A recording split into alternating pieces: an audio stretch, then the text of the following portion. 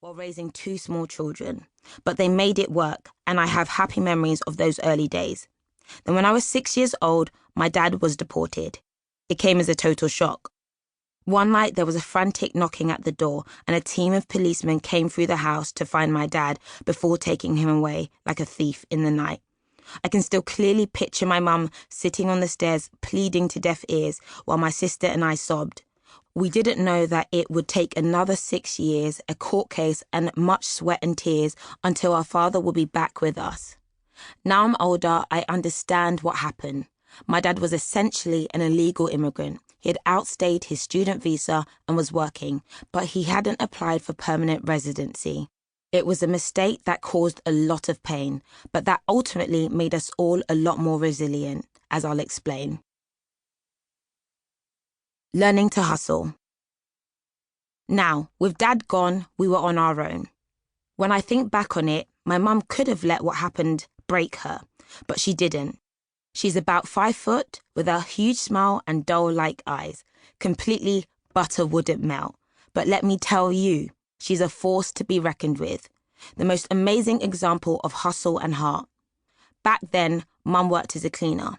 From offices to trains, she put in the shifts, getting up in the early hours for 5 a.m. starts on some days and trudging home after 10 p.m. finishes on others. And while we were at primary school, my sister and I learned to put in shifts too. I suspect this might be considered very illegal nowadays. However, when you don't have an option, sometimes you just do what you have to.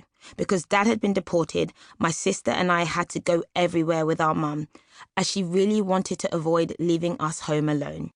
So, at 4 o'clock in the morning, with sleep in our eyes and our school uniform already on, the two of us would often go with Mum to clean offices in London. My sister and I would vacuum, wash the dishes and wipe down the surfaces. We weren't very big, but we were strong.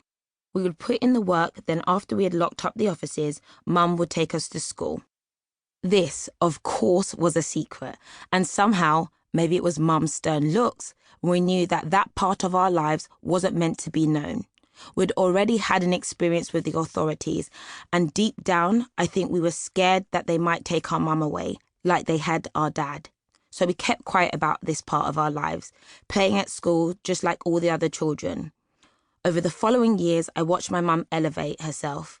She had a secondary school education and not much else, but while she still worked as a cleaner, she also began training as a nurse.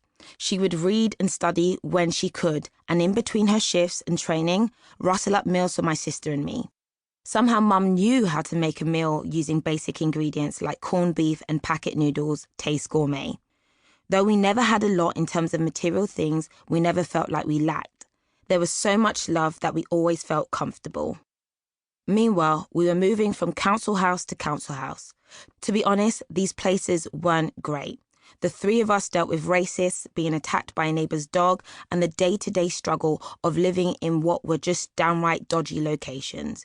Eventually, in a huge stroke of fortune, the council housed us in a lovely 2-bedroom flat with carpets, freshly painted walls, and even a new bunk bed that me and my sister could share. Our neighbours were relatively normal. In fact, some of them were even nice. We felt that things were on the up in our world.